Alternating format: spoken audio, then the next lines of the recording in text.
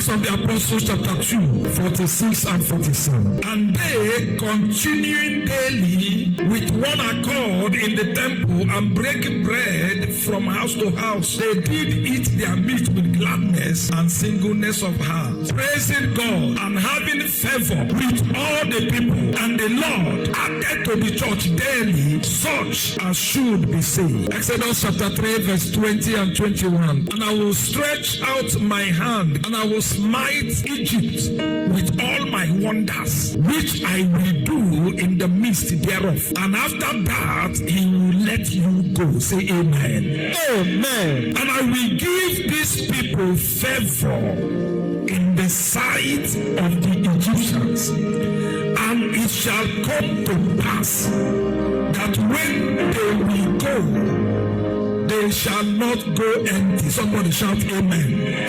Amen. In Exodus chapter 3 verse 21, where we read, there are things only God can give. And anything only God can give must be respected. There are things a man can give. There are things human beings can give. But there are things only God can give.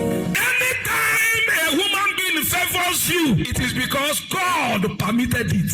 Anything God favor comes from God. Satan does not give favor, but God can even use Satan to favor you. He said, I will give these people favor before their Satan. There was a Satan that hates them so much. That Satan was Pharaoh. That Satan was the Egyptians. He said, I will give them favor before those people that hate them. There is what I call personal favor. There is a corporate favor. When he said these people, he's talking about a corporate one. I've seen a family of 7 sons and all of them are multi-millionaires. Why? Because there is a covenant of favor that is speaking for the family. And I've also seen a family that are 12 in number, only one person. And if in your family you are the only rich man, you are a poor man. I called God into a meeting. I said, please, I need your help. I don't want to pastor a church, only one person will be doing well.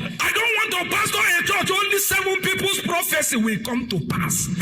What can we do so that we as a people we enter into a covenant of favor with you? Because I saw the wonders when God enters into a covenant of favor with a people. They thought that the blessing was very small. That was why they were fighting. But when they see that the blessing was too much, Esau told Jacob that, what are you trying to give me? These things? He said, I have more than enough. There is no need to quarrel. So when 2 brothers have no quarrel, why will I give these people favor? He said, because I don't want them to return back empty-handed. So if you don't want to end this life empty, God must give you favor. If you don't want to end up your civil servant career empty, you need favor. It is not your profession that prospers you. It is the favor in that profession. There is no profession that you will not see a poor person there. There is a poor medical doctor. There is a poor pilot. I have even seen a poor politician. If you don't want to pass through life